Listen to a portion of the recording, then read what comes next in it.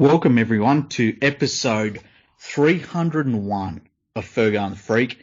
I'm your host, the glorious League Freak, and today I am joined by the lovely CEO of Fluffy Hoodie Studios, Nadine. How are you? Hello, how are you? I'm pretty good. What have you been up to? Work, sadly, Yeah. and trying to keep on top of the Twitter sphere with, Michael Slater, Stuart McGill, just what's happening with cricket. The whole sport is imploding. I know, right? I thought it was the cricket off season. What are they all doing? Yeah, I thought this drama queen shit that the cricketers, play up to, that's supposed to happen in summer when I'm ignoring them. They feel like they're surfers, chasing that endless summer. It's always cricket season. I'm over it. Yeah, exactly. But other than that, doing good. How are you? I'm good. I'm doing really well. And I wanted to bring you on today because we wanted to talk about the future of Matt Burton. And I wanted to do it in the most balanced way possible. So two Panthers fans talking about what Matt Burton should do. It's going to be interesting to see what we think he should do. But exactly right. Yeah. So anyway, Matt Burton, there's been no suggestion that he's actually going to renege on his deal to go to the Bulldogs next year. He's been pretty rock solid that he's going there. The Panthers have kind of said they'd like to keep him at the club if they could, but it's not like they're really pushing it too hard. But with how well he's playing in the centres, and like he just looks like a natural centre, there's a real interesting dynamic with his young career that I wanted to talk about on the podcast, because here you've got a young bloke that probably come into this season thinking he was one of two backup 5'8s for the Panthers. Mm-hmm. Dane Laurie was the other one. Dane Laurie moved to the West Tigers, and all of a sudden Matt Burton's found himself being the starting centre for the Panthers, absolutely killing it. And I have a feeling he's going to become talked about as a possible origin centre. And if that happens, I feel as though it changes the dynamic of, does he go to the Bulldogs for what I don't think is going to be a huge amount of money? I think it's just going to be he mainly went there for the start and a decent amount of money. Or does he look to stay at the Panthers and try and renegotiate a contract there? And it's an interesting one for a young man, isn't it? Yeah, it is. And there's been quite a lot of discussion, obviously, right from pre-season or from when Burton signed the contract around, is this the best decision for him? And certainly over the last few weeks, what we have seen is his week-to-week development is been through the roof. There's been a lot of discussions around, his running lines as a centre are some of the best in the game, and he's not even a centre.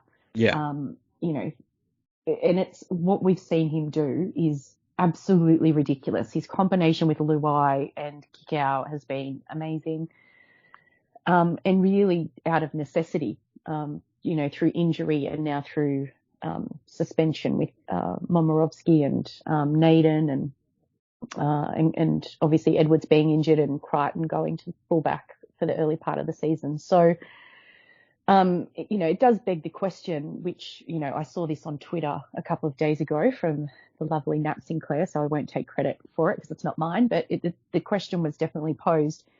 If you're a player at any stage, do you stay at a really good team for less money, knowing that there is genuine opportunity for you to grow, learn, develop, potentially win a comp or two, or do you chase the cash? And obviously there's a lot of personal circumstance and choice that needs to go into that. But for somebody of Burton's age, irrespective of the fact that your preferred starting position is in the halves, I would think that you would need to be seriously reconsidering the opportunities being provided for you at Penrith, given what has happened in the last few weeks.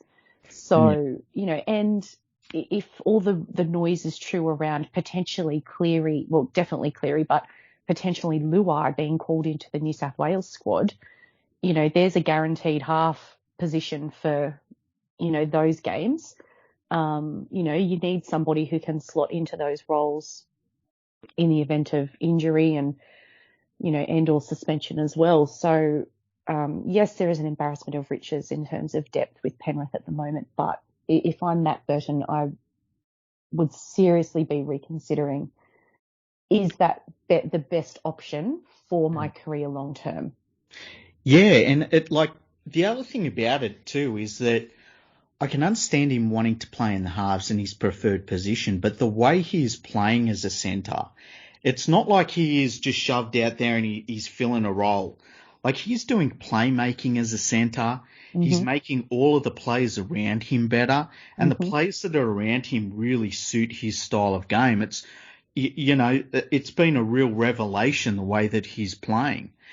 And so it's not like if he stayed as a centre, he's going to be underutilized. Like, it's just not like that at all. And as you say, like, do you stay in a good team? And like, all of this, I wonder if all of this goes out the window if Penrith wins a premiership.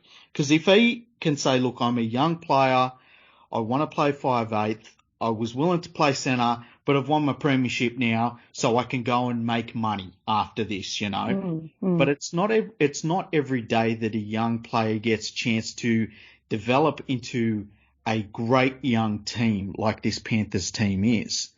And, to leave the situation he's in, which is a good situation, to go to the Bulldogs where, I know they're trying to build things up, but it's a long way from where Penrith are at right now.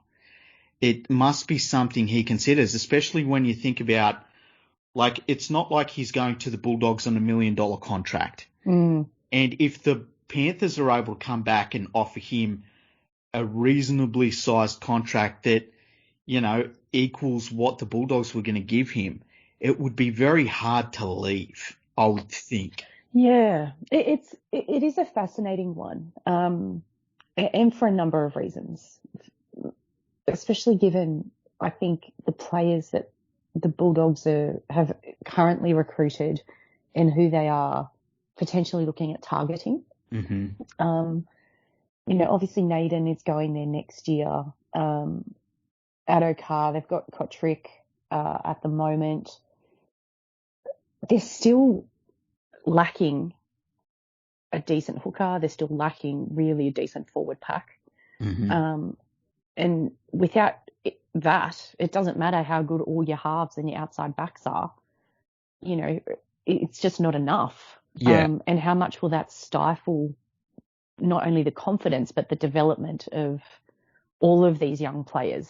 And I just wonder about, is the culture at the Bulldogs at the moment, and it's not going to change significantly enough between now and next season or when pre-season starts, is that going to be enough to be able to nurture Burton? Is it going to be enough to nurture Nadine? Like, Nadine needs a lot of hand-holding, let's be honest, given his personal circumstances. And I just don't know how Addo Carr fits into that either. It feels a little bit Tiger-esque in regards to not having an overall strategy of what they're trying to build. Yeah, I like they keep getting outside backs, and I agree with you. Like, their forward pack should be what they're building. And look, it's a long-term goal to rebuild that club because it was absolutely decimated by the previous management and previous coach, but not the previous coach who was Dean Pay, but the coach before him.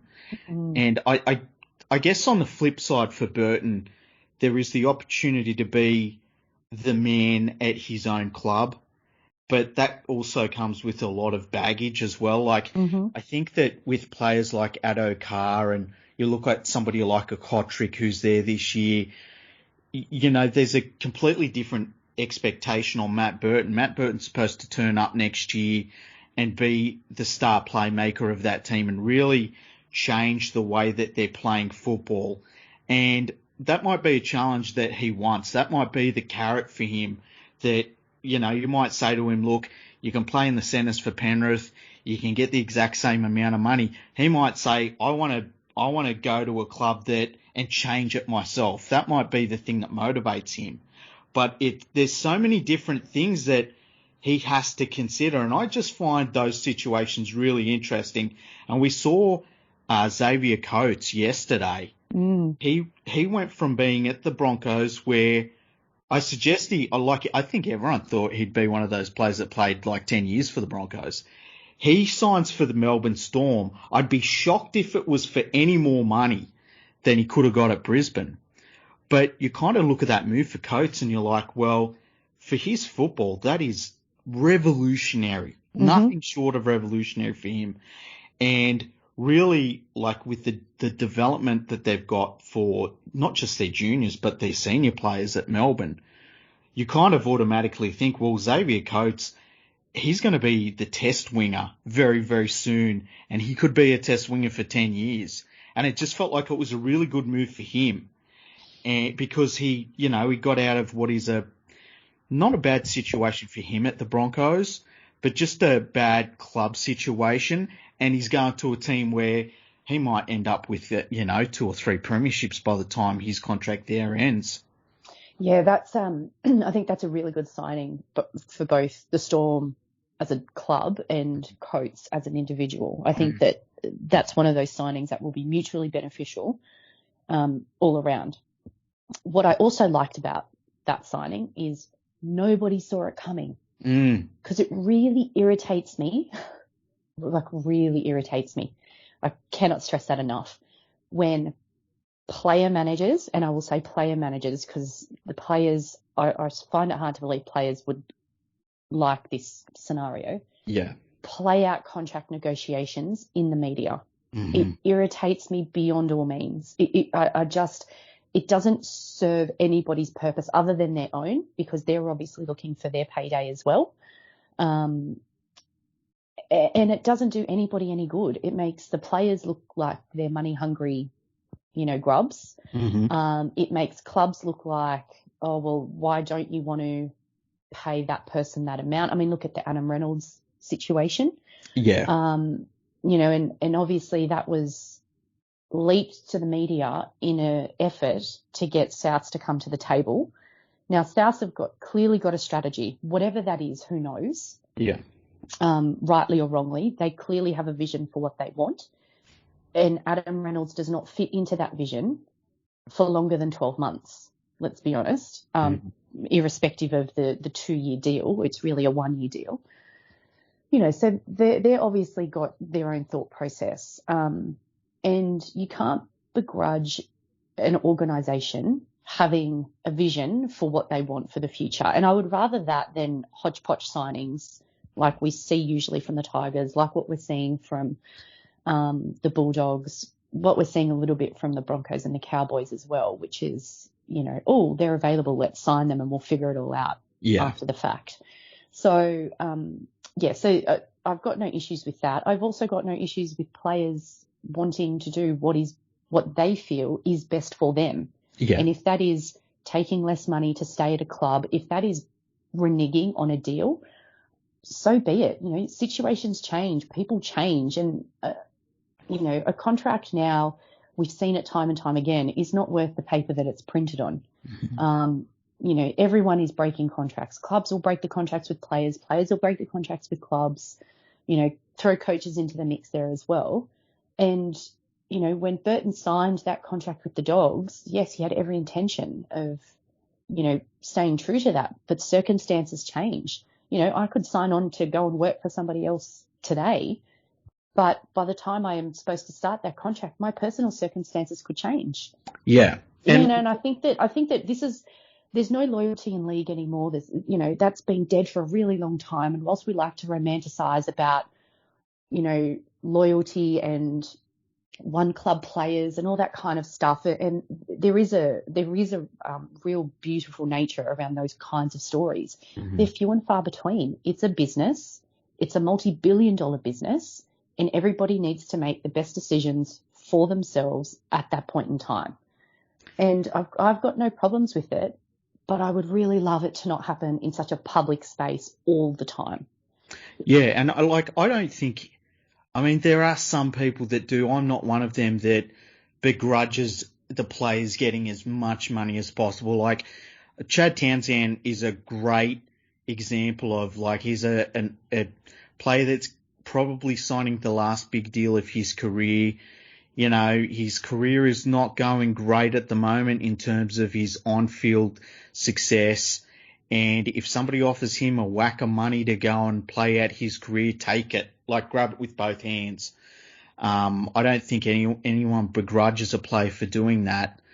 But one of the things that I haven't liked in the last few days, you see a player like Josh Hodgson at the Canberra Raiders, and you know, there's talk that he is being shopped around a little bit, that the Broncos might be interested in him, which I don't know why they would be, but that was what was going around. He stepped down from the Canberra captaincy, which was a bit of a weird decision, and the timing was strange. And it just felt like, you know, it was another player that Canberra had to deal with a weird contract situation with. And, you know, that's not helping them try and get their season on track. We saw it with a lot of players at the Tigers over the years where, you know, it just turned into a circus with some of the players that were there in their contract situations. And yeah, it doesn't endear players to fans, which obviously, you know, the managers don't care about that. But, you know, if the player gets the most amount of money, I can understand where they're like, I've just got to do what I've got to do. But it's kind of sad to see when a player's, I guess their reputation can get hurt a little bit in those situations. And because you don't want to see that, because they're just trying to do their best, you know? Yeah. And I think that, people comparing, you know, like the possibility of Burton changing his mind to the DCE situation. And I think they're very different situations. And the reason I say that is Burton is unproven as a halfback leading around a first grade rugby league team on a week-to-week basis, totally unproven. At the time that DCE had committed to the Titans, he was a known entity. You know, he'd won a premiership, and for the Titans to sign him, that was very genuinely, let's rebuild, or we want to build the club around this particular player. Yeah. I think it's grossly unfair that you've got a ridiculous amount of money being thrown at young kids, you know, and I think about Burton, I think about Joseph Suwali, Sam Walker's now into the picture on that, even Tom Dearden as well, you know, these young kids who are, you know, unproven on a Suwali hasn't even played a game yet, but unproven on a week-to-week basis over the course of at least one full season. Yeah. Having so much expectation placed on them. And what does that do for their mental well-being in the long run? Yeah. And you know, Sam Walker's been playing outside of his skin since he started. And he's really been thrust into that position out of necessity because, you know, they are just the casualty ward over in the eastern suburbs right now. Yeah. And so that's, you know, he's lucky that having grown up around football, he's got that footy brain. Yeah. But that's not to say that, you know, Mitchell Pearce was the same. But, you know, he was damaged for a long time, if not still a little bit damaged, by being thrown into the New South Wales squad probably a bit too soon, and not really being able to cope with that. So I do, you know, there's kind of two sides. Well, there's more than two really. There's many aspects around what does this look like. And I genuinely hope that all of these players, not just Burton, but they've all got good people around them who are giving them solid advice or allowing them to talk through what their thought processes are, so that they are able to make the best decision for them, whatever that looks like. Yeah, and I would wonder if Burton has people that listen to him, because I can imagine he has 1,000 people in his ear right now telling him, go to Canterbury, get your own team, take the money, stay at Penrith. Like he must have so many different people giving him advice. And it seems like he does genuinely want to, stick to the contract he signed at the Bulldogs at the moment. Mm-hmm. But yeah, it's an interesting situation with these young players where so much expectation. You look at someone like Ponga, who, he hardly played a handful of first grade games, and all of a sudden he's getting a big deal at Newcastle. Has that worked out for him? You could say yes in a lot of ways, but you're also seeing him like struggling to stay on the field. And I wonder if that's a case of like, if you're on big money, you've got to go out there and perform. And, Mm-hmm. They've thrown him at fullback. I don't know that it's been the best thing to have him having that sort of game where you look at a lot of fullbacks in the NRL, they're pretty big dudes. They're solid dudes because you're getting through a lot of work. And I just wonder if it's wearing him down physically to have been thrown there at fullback.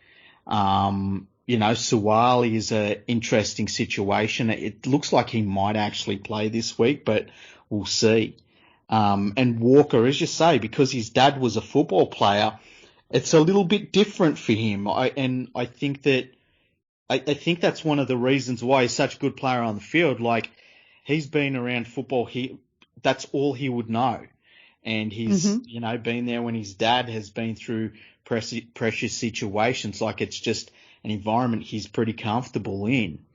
And then you go to the opposite end of the scale from these young players, and Adam Reynolds, like, does he stick with the South team that could be a premiership winner for the next few years, or does he go to a club that is struggling and just take the money and know that he's not going to win a premiership again? He's going to have to be in a team that struggles. He's going to have to be the best player that cops all the attention, that cops all the criticism, but it's his last big contract and he's got to cop it, And I think for Adam Reynolds as well, it's not just about that. For him, he's got a young family. Mm-hmm. And I've heard Benji talk about the fact that he did not want to leave Sydney because, young family, wife ready to give birth at any point in time right now. I believe Reynolds has got 4 or 5 children, maybe. I could be totally wrong there, but I'm sure that he's got quite a brood, and you can't discount the difficulties in uprooting all of those, uprooting the family and moving to, Brisbane or, wherever, and what that means, settling into new schools, new sporting teams, no support network for, for his wife or partner. All those kinds of things are, obviously weighing on his mind. And I can understand why he was like, all you have to do is change the option in your favour to the option in my favour. Yeah. That was all they had to do. And you're kind of thinking, as I said before, they clearly have a strategy, that there's obviously something that is bubbling away. And if that's the case, just be open and honest about it, given how this is all playing out in the media right now, because all it looks like is South Sydney being a bunch of assholes. Yeah, they seem stingy. But if it's a case of saying, this is our vision, we do have some talent identified, we're obviously not naming who it is or whatever, fine, and I think people would actually respect that, because at the moment, and I know you guys have spoken about it before, I've read it a heap of times, I've heard it in the media a heap of times, I've heard it on other podcasts. It seems, A, like you've just said, they're being stingy, but B, quite hypocritical given you've got Benji. So if you're happy to pay Benji, why are you not happy to pay Adam Reynolds? So it is fascinating. And I think that having more transparency, if things, as soon as you have contract negotiations or anything to do with contracts hit the public sphere, you've just got to start owning it and being open and transparent, because fans see right through it. Yeah, I think they do as well. And, Like, it makes me wonder with Burton. Like, obviously the Bulldogs are desperate for him to turn up. And I feel as though if Penrith said to Burton, we'll match what the Bulldogs were offering, I think the Bulldogs would come back and offer more. Like, I think that they need him that badly. But from the Panthers side, you do wonder, because their lower grades are undefeated. You know, it's crazy how well the club is going at the moment. I think they've lost one game across 4 grades all season. Yeah. And it was the Jersey Flag about 3 weeks ago. Yeah, it's absolutely ridiculous. I've never seen anything like it. I wonder if they're not pushing too hard with Burton and kind of letting it all sort of play out and letting him sort of come to his own decision, because they know they've got all of these teams worth of talent. That's the type of club Penrith should always have aimed to be, and they finally seem like they are that club where pretty much everyone is expendable, and that's the wrong word for it, but everyone's replaceable if need be. And as you know, Burton is absolutely killing it. He feels like he is exactly what they needed out in the centres, like a bit more creativity.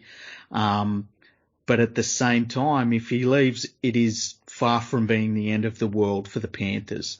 Correct. And I wonder if Burton's management doesn't play up to it and try and get more money out of the Bulldogs, I think they're not doing their job. Yeah, I would agree with that. You know, if I'm Adam Reynolds' manager, I'm actually in the Bulldogs' ear. Yeah. Going, and I'm saying, look, he wants 2 years with maybe a third in his option, third in your option, whatever, but he wants 2 years. Mm-hmm. Whatever let Burton stay at Penrith. Like, as if that's not an angle you'd be working. Yeah, I agree. 100% be working that angle.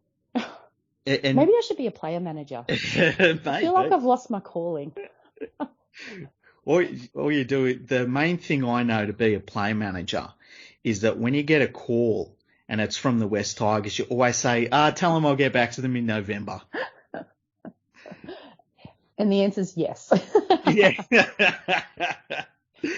It's, I just find all of especially in this year's halves market, with so many players moving around and looking at all their options. I mean, there was a talk the other day that Sean Johnson was looking to go and play rugby union.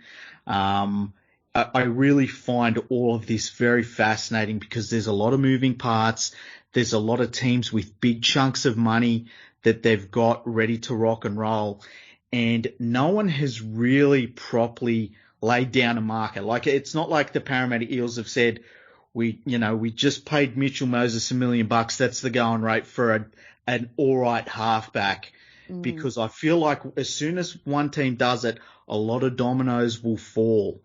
And I feel like one of those dominoes is going to be Matt Burton to a certain extent, because, that contract that he signed with the Bulldogs, it's not a huge contract. He signed it when he was a reserve grader looking for an opportunity. And, he might come out of this next couple of months he might be a state of origin centre, and that's a very different prospect. And, that player demands a lot more money, I think. And, I really do. I feel like the Bulldogs will sort that out and come to the table and make sure he hasn't got a reason to think about other options. But I just find it really fascinating. There's something about it that gets me. Yeah, no, and I mean, you talk about how people choose to structure their teams, and what is their vision, what is their strategy, etc. I was watching the NFL draft last week. Now, that is a game where they are strategizing every day, every minute of every day, year on year. There is no downtime in any of that, and it's bloody fascinating to see how that pans out in terms of, okay, well, if that pick is off the table, they've just got the next one ready. That's what we're targeting next, and it might not even be the same position. Yeah. That quarterback's no longer available. Right, we're getting a running back. Oh, actually, no, now we're getting a tailback. Or actually, no, let's get special teams. Mm. So they've they put a lot of thought into that, and not every NRL team does the same thing. And yet the game is just as professional. It commands, significant amounts of money from broadcasters and fans and the like. So I would really love to see that level of detail across the board. It'll be really fascinating to see how this all plays out, because it's certainly a halfbacks or a halves market right now. Every couple of years there's like a bit of a cyclical process around what is the position most in demand. Mm-hmm. And at the moment it's clearly genuine halfbacks or genuine halves that are commanding the most money, because it feels like fullbacks, wingers, centres are a dime a dozen. So, or you just turn people into those particular roles, but you can't manufacture halves, which is, what we're seeing now, where teams are trying and failing. Yeah, definitely. It feels like the best club in terms of, really looking at the future of their team and having a plan is definitely the Storm. And, we see it all the time. They'll lose a player and, how are they going to replace Billy Slater? They won't be able to replace a Billy Slater. And they do it. They've got a Ryan, a Pappenhausen ready to rock and roll. They're really the best at it. And I think that Penrith are in a different position in terms of it's just overwhelming numbers. Like, I don't think that the Panthers have to strategize too much, just because they've got so many good juniors that, you can almost, it's like throw a dart at the dartboard. They're going to hit a young star, every so often. And I think the Roosters are pretty good at it as well. Like, they try and get all of their ducks in a row so that, if this player moves on, they've got this young player that they're going to bring through. I think it's been messed up a little bit for them over the last 18 months because they've had just so many injuries. They've had to get some of these young players into first grade before I think they'd normally want them to. But then at the other end of the scale you get, I don't know what the Broncos are doing. They seem like they're just all over the place at the moment. Even when they produce a good youngster, they seem to be willing to let them walk. And the West Tigers, they're the best example of just who knows what their strategy is. I don't understand it, and I don't think anybody else does. But it's an interesting player market. And funnily enough, I think that for the halves, I wouldn't be shocked if the rest of them kind of just stay at their teams that they're at. Like, I don't think Mitch Moses is going anywhere. I don't think DCE is going anywhere. I wouldn't be totally shocked if Souths and Reynolds did come to some sort of agreement. It's going to be fascinating to find out as we get closer to June 30. I guess we'll find out, and then for the West Tigers fans, they'll find out in December who they're going to get. But it's an interesting one, and one that doesn't get talked about too in depth, I don't think. I think that a lot of the time, it's a lot of wild speculation and just sensationalism in the media when, a lot of these players have things that they're considering that just don't get talked about, really. No, that's exactly right. And I don't believe that the media would be sensationalising anything. Oh, no, right. the Sydney Roosters today just taking precautions just in case, it's not even like they think anyone got COVID-19. They're just being really super cautious, and it's led Twitter into a breakdown where we're basically stopping everything. It's like, Twitter at the moment is kind of like what Michael Slater is. Just unhinged, whinging and stupid, and I don't know, maybe just a little bit drunk. Yeah, I feel like that actually.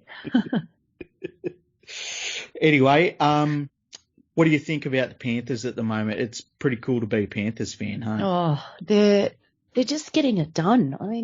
been interesting the last few weeks in that the wins have been a little bit ugly, and that's not a bad thing, to be fair. But games where you're thinking, they should absolutely just demolish these teams, they're really struggling, which, is fine. I think some of that is as a result of, I suppose, the hype, and potentially going into games thinking they may be a little bit easier than what they actually are. And I hope that they're now learning from that. But it's pretty cool to go to home games and have, full stadiums, or as full as it's allowed to be, off the back of COVID restrictions and the like.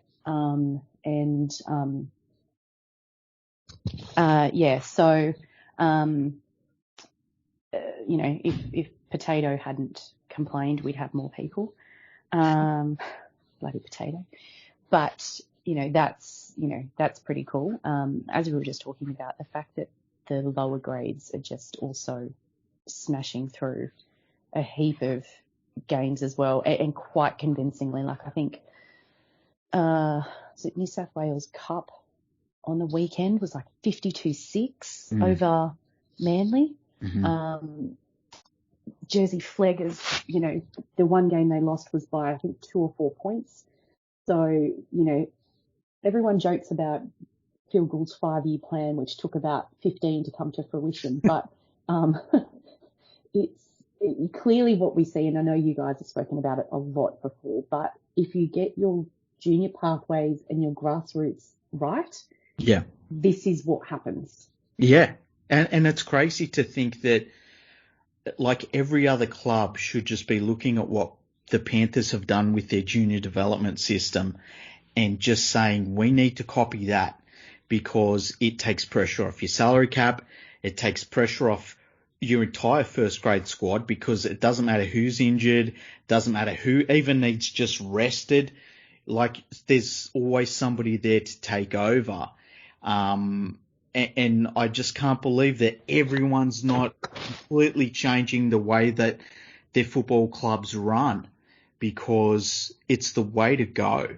And as I said earlier, it's not as though, we're sitting here and saying, well, Penrith's talent identification is just second to none. They've got so many talented junior players, it's almost impossible to stuff it up. Yeah. The only way they can stuff it up is if they switch off the taps and don't let these youngsters come into first grade at some point. And they're not doing that. They are getting them coming through. And they're, when somebody can be replaced, they can let, a senior player go. And it really is incredible that every other club isn't just saying, put all the money into junior development. That's where it all is. Yeah, it's, I think you guys covered it off actually, I know you did. I'm just not sure how many episodes ago it was, but,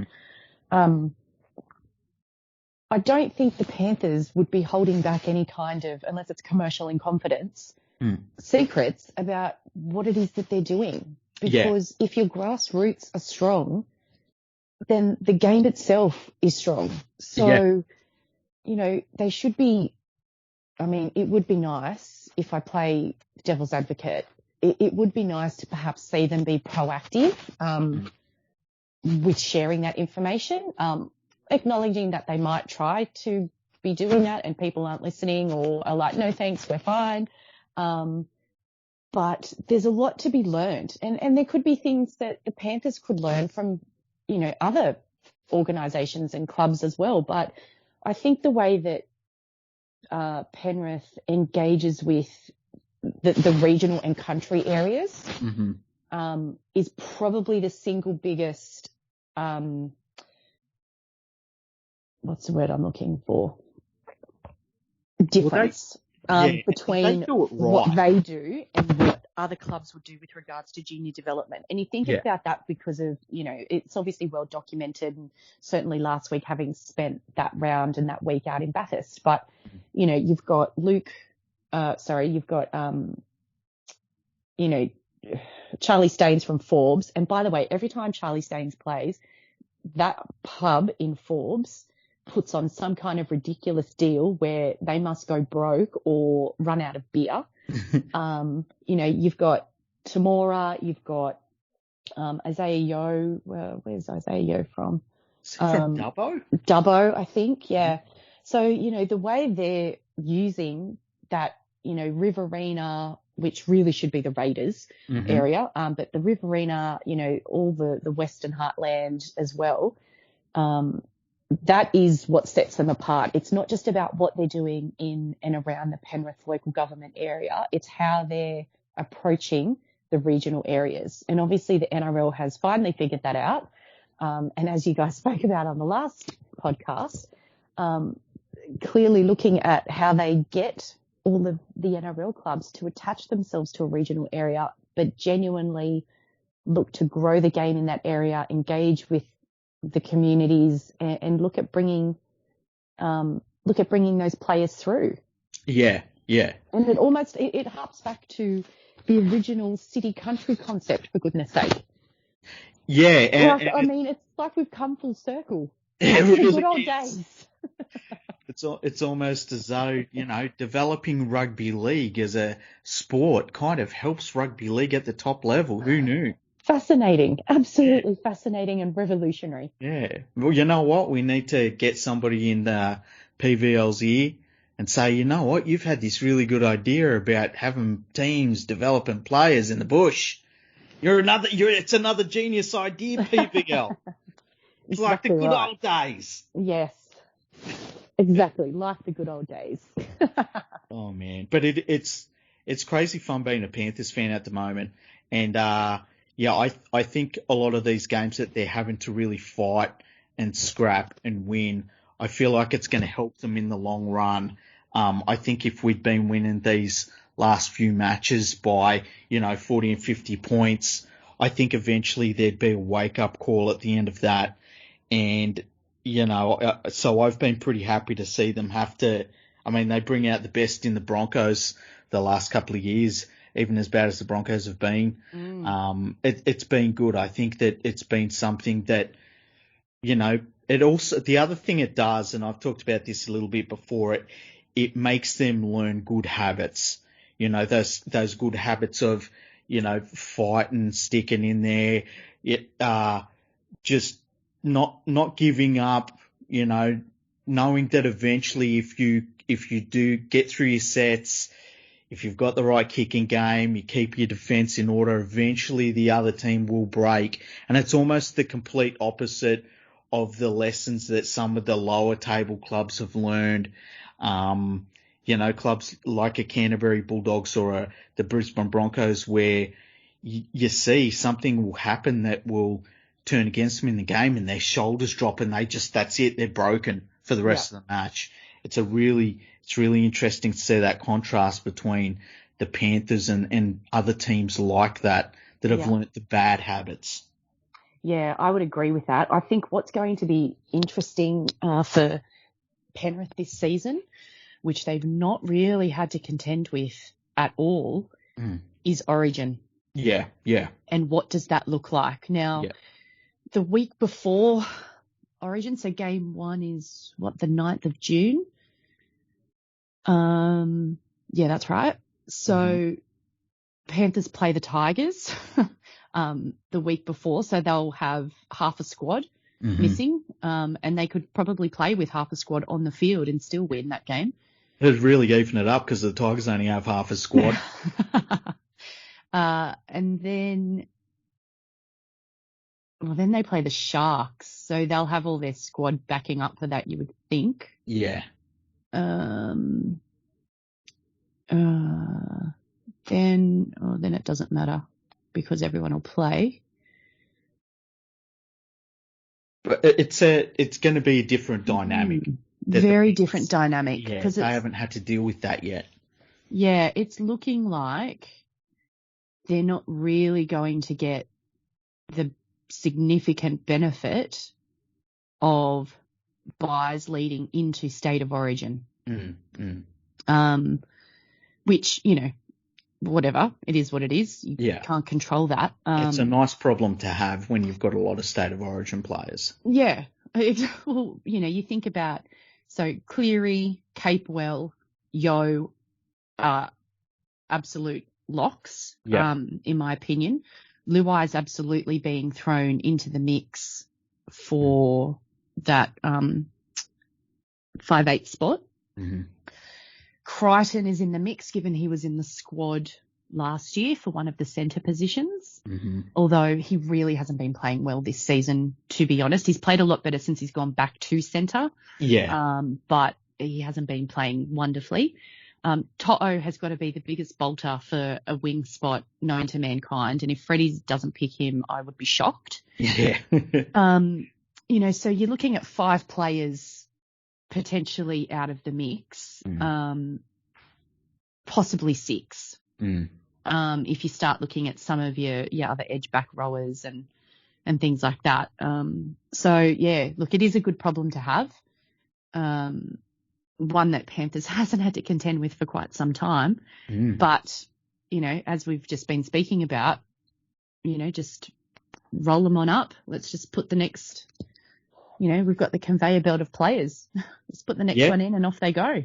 Yeah, and see how they go. And it's just a numbers game. If, they've got to put in 5 junior players and just one of them shows that they should be in first grade every week, it's great for the Panthers and it's good for the game overall, because then you've got, the Panthers are producing players for so many different clubs across the game. Even over in England, there's Panthers players running around, former Panthers juniors and stuff. I just hope that we get other teams putting that same effort in and all that money in and really, because, even if we had 2 or 3 clubs doing what the Panthers are doing with their juniors, the overall game would be so much better for it, and the comp would have so much more depth. It would be kind of crazy. Yeah. And isn't it interesting that when you're flying high, the media isn't running, frankly, the bullshit story of, oh, can you believe they let that player go? Yeah. Which is sadly what the Tigers and the Broncos are having to cop right now. Yeah. You can't keep everybody. No. And Penrith, I suppose, more than anybody knows that. I think, the video that the Panthers produced for the season launch this year talks about we produce talent for every club in the NRL. That's fact. It's, it's not a wildly out there statement, but nobody talks about, oh, can you believe that Penrith let him go? Oh, can you believe Penrith let him go? Because there's just somebody else that pushed harder and fought for the spot. I mean, obviously there's a bit of that with letting potentially Tarmal, but certainly Mansour. Yeah, definitely. But how you can't keep everybody, like you keep Mansour, then what happens? Potentially you don't keep Crichton, you don't keep Charlie Staines, and they're the young players that you need to be able to foster. You need to be able to have the money to be able to keep those players, because they're the future of your club. So, but that narrative isn't necessarily being spruiked as hard, because, top of the table affords you the opportunity to not have those stories written about you. Yeah, that it goes from being like, they're making terrible decisions to, well, they're just bloody arrogant. Yeah. I must say that there was in the last couple of weeks, I've thought about screenshotting some of our chats and just putting it on Twitter, some of the appropriate ones, mind you, and putting on Twitter saying, if only all of you could be in this chat with us or something like that, because some of our conversations just as arrogant. Yeah. Can you believe the arrogance? How about that arrogant try? Did you see that arrogant, conversion? Oh my God, how dare they kick a field goal? Yeah.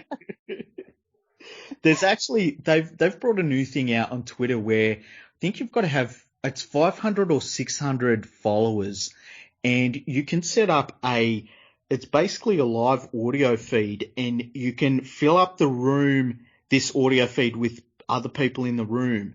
and you can unmute their microphones and talk about what's going on. Oh, wow. And the way I've looked at it is it will be really cool to do after games. Yeah. I don't know if I'll try it out tonight or if I'll do it for after the Panthers game or whatever. But it's something that people should look out for. It comes up as, I don't even know what they call it. But when you open your app and you've got the little circles across the top, Yeah. and it's got like stories and stuff, it will look like that. Oh, But, yeah. yeah, and I guess when you click on it, you'd be able to hear either me or Andrew having a yap about whatever's gone on in a game. Oh, yeah, yeah. And what I would like to actually do is open up one of those things after certain games, get people to come in and just, unmute them and say, what did you think about the game? What did you think about stuff? So that'll be something Especially cool. if there's been something particularly controversial or, big injury or, Yep.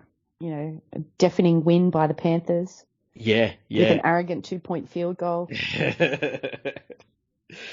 Oh, it's so much fun to be a Panthers fan. If you're not a Panthers fan and you've got this far in the podcast, you've done well. You're probably, we've spoken about the Broncos. We've spoken about the Bulldogs. Mm-hmm, spoken about South. It's okay.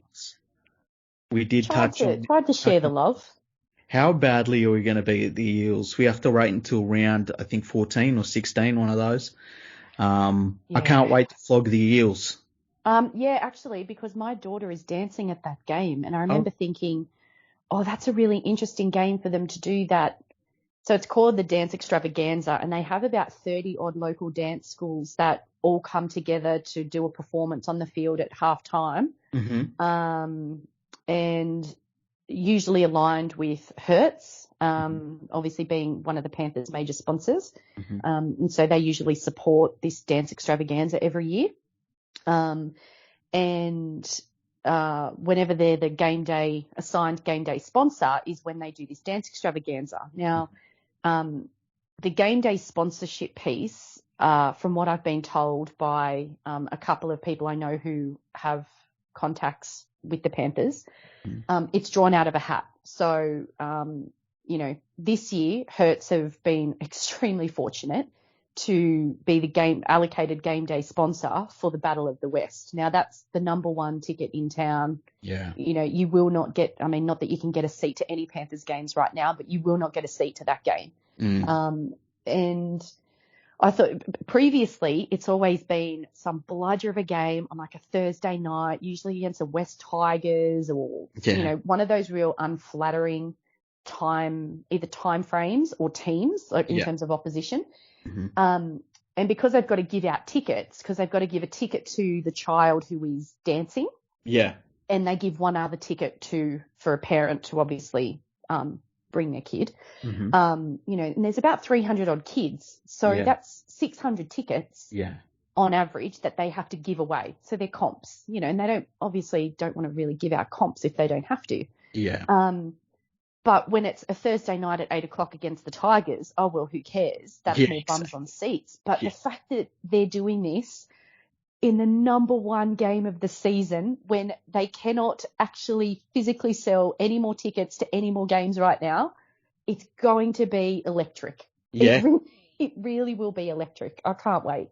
Yeah, neither can I. It's the game that's on the horizon that it's really the next marker that we've got to beat is the Eels. They're the only other team that is a real contender that, and South too, I guess, but I feel as though Souths are running into a few problems at the moment, and I don't think we're really going to see Souths at their best until the finals once again. We've got Souths in a couple of weeks. Yeah, but they're going to be with... that's in Dubbo. Like that counts. Oh, really? Yeah. Man. Have you ever been to one of those games where they play at Dubbo or I would usually go to the Bathurst game. Yeah. But I couldn't go this last week, because my daughter's dance schedule. But ordinarily, especially from Penrith, it's a 2-hour trip. Some days it takes me 2 hours to drive to work. So, that's true. So ordinarily we would go to Bathurst, and it's actually super fun. It's really, really great. And I've got family that live out in Bathurst, and the way that the community actually rallies around, and what the kids get out of it is amazing. And I have done once upon a time when they used to do City Country. I did do City Country in Mudgee once. That was less fun, but Dubbo's interesting though. What It's an do you interesting have choice. against Mudgee? Pardon? What do you have against Mudgee? I just don't like the wines from Mudgee. Oh, jeez. It just comes down to the wine. I prefer the wines from the Hunter Valley, so therefore Mudgee's now tarred. I tarred Mudgee with the I don't like the wines from Mudgee Brush. Yeah, you know what? I'm the same with Tamworth. I think Don't start. You led yourself down that garden path. I was just going to say, I don't like the boxes that the wines come in from Tamworth. You don't like the road into Tamworth, but the road out is perfectly fine. It's fantastic. The road out of there, you can get out of there really quickly. Oh, dearie me. Yeah, so it's round 16 Okay. that the Panthers play the Eels. Yeah. And that's the Friday night 8:00 game. So it's absolute blue chipper. I can't wait to, I've got a Eels follower on my Twitter list called Emma, and she's a big Eels fan. She goes to a lot of the games. I can't wait until we beat the Eels so I can just give her grief for the next 12 months. I know. It will be delightful. It will. It will. Very delightful. But, and so now that we've got Raiders who have fallen off a cliff face with regards to their back of house crap being very much out in the public sphere. Yeah. We've got the Roosters being an absolute casualty ward. Yeah. And they were in a lot of people's kind of top 6, potentially pushing for the premiership. Mm-hmm. Who do you think steps into those particular spots? Because really it's cut and dry. In my opinion, you've got Panthers, Melbourne, Eels, South as the clear top 4. Yeah. But who moves up to, I suppose, compensate for the Roosters? I think the Roosters will still make the 8. Yeah. But the Raiders are they're absolutely falling apart at the seams. Yeah, it's weird. I wasn't really high on the Raiders going into the season, so But you would have still thought they would make the 8. Oh, definitely, 100%. And look, I still think they probably will. It's hard to say, because I still think I don't know about the Eels yet. I need to see the Eels beat the Panthers when the Panthers are on song. So, I still think the Panthers, Rabbitohs and Storm are the teams to beat. Mm-hmm. But you look at that underneath the top 4, the Dragons are in 6th place, the Warriors are in 7th, and the Titans are in 8th. No one would have picked that. No one in the world. Oh, no, I had Titans in my 8. Did ya? Yeah. I think I had them in 8th.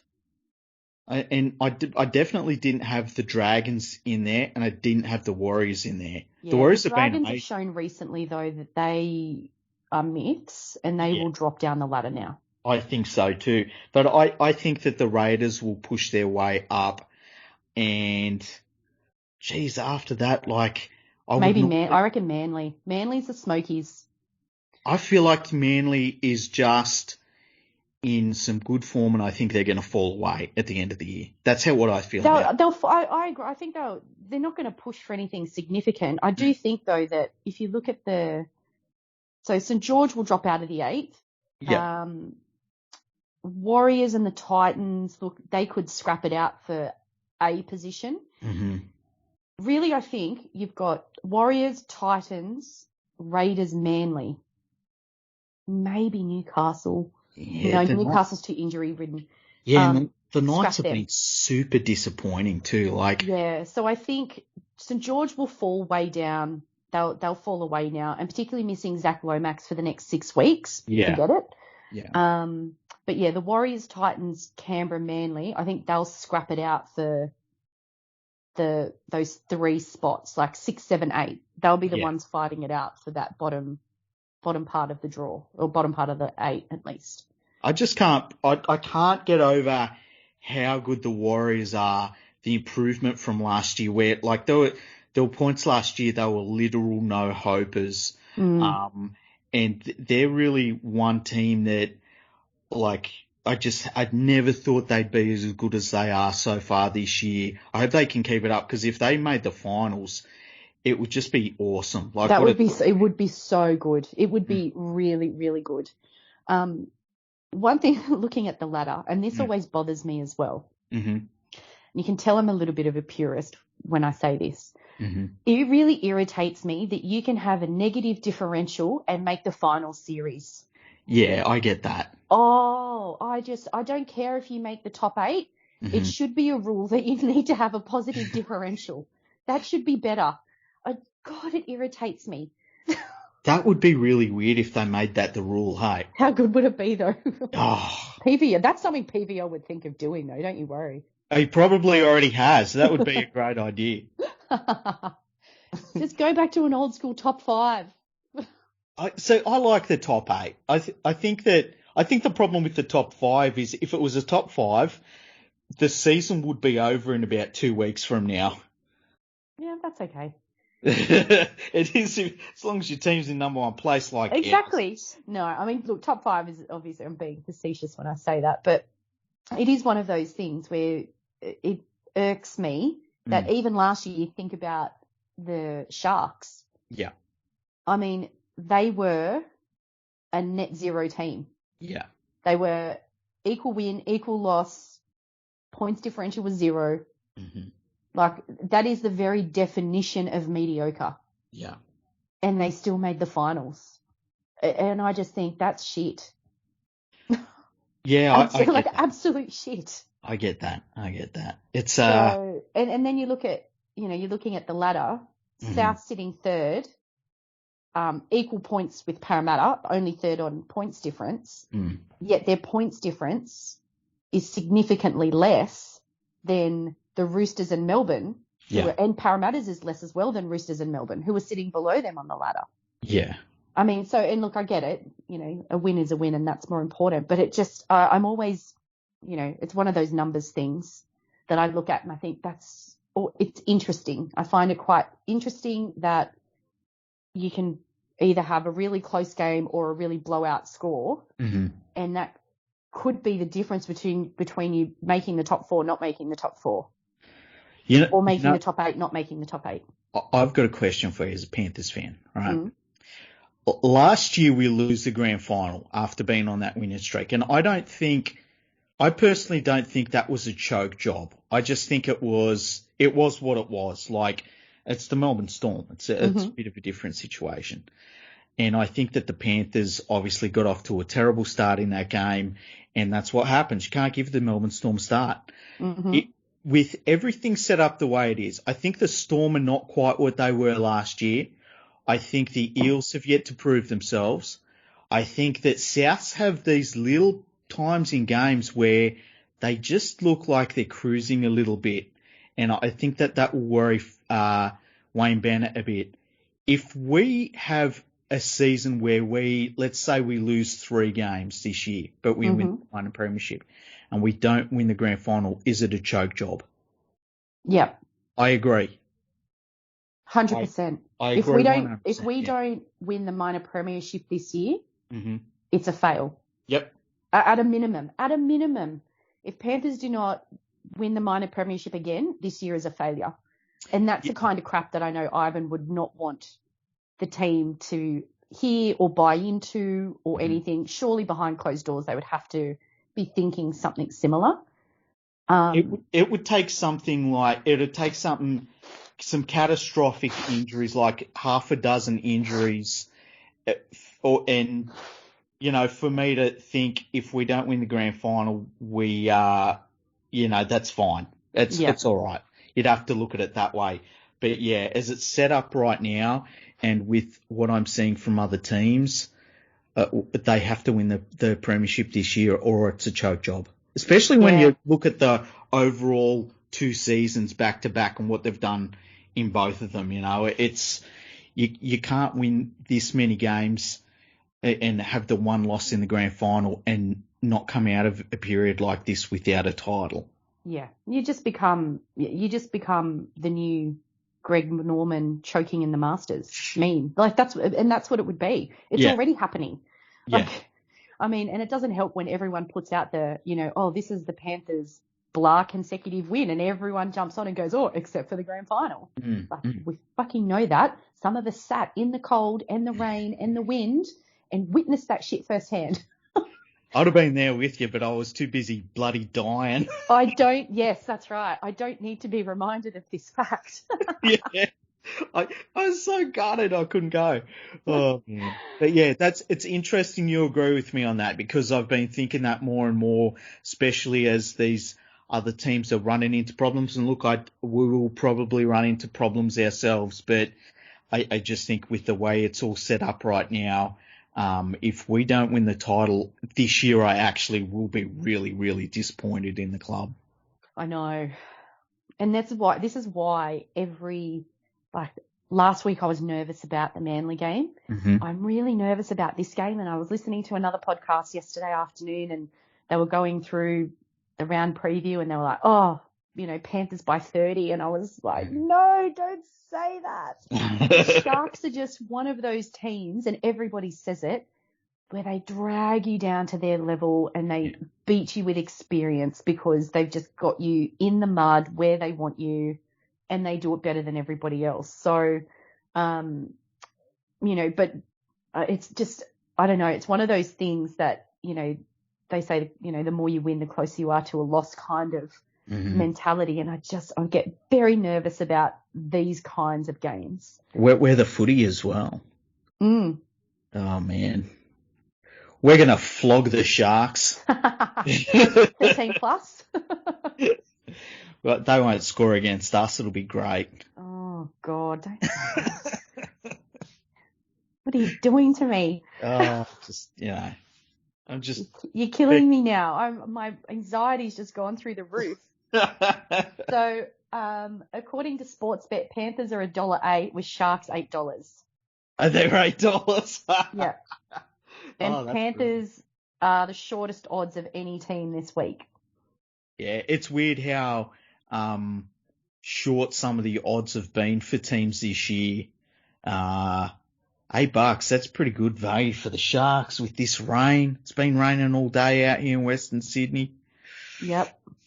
But you know what? That means the Panthers have been training in it. That's true. Hate to be Captain Obvious about this, but they're kind of based here. Yeah, that's a good point. Anyway, it's been wonderful to have you on the podcast. Thank you. It's been a delight. We'll get you back on sometime very soon, because it's been way too long since you're on last. Yes, I think it was was it last year? Last year in the final series, I think. It was. You know what? It was in the lead up to the grand final. Yes, that's right. And then we lost the grand final and we didn't talk about it. we just buried it. Yeah. Buried it. We've been talking about other things. Celebrities at football games. Yeah, exactly. You got to spot them celebrities at football games. And accurately describe them too. Exactly. So where can we find you? You can find me on Twitter at NLC081. Mm-hmm. And when Andrew decides to give me the password for the Instagram account, I will then be able to also start running the Instagram account for you guys. Yeah. Well, we talked about it. I think we talked about it on podcast. Yeah, like 3 times, but Andrew can't find the password. So now I'm just like, well, maybe I'll reset it. Yeah, I think that's what he has to do. He's got to reset it. And then, if you're listening to this, Andrew, come on, man. You got to get it sorted. He'll be listening on the train. Yes, cursing the Dan Andrews government about something. Yeah, definitely. And being pissed off about daylight saving, but that's a whole nother story. Oh, that's a whole nother story. Yeah. Now, where can we find you? Well, you know what? I'm on Twitter as well. I'm at League Freak. No spaces. Where else can you find me? Leaguefreak.com. That's another place you can find me. And I've also got a Facebook page, but it's just really updates on my website. So just go to my website. Very good. Yeah. It's where all the independent journalism takes place. It is, yeah. Yeah. And there's no stupid ideas like promotion and relegation in the NRL or any Conferences. fucking bullshit like that. It's ridiculous. Anyway, thank you for coming on, and we will have you back soon. And thanks for everyone for listening. And we'll put out the next episode probably in the next couple of days. So thank you for listening. Bye-bye, everyone. See ya.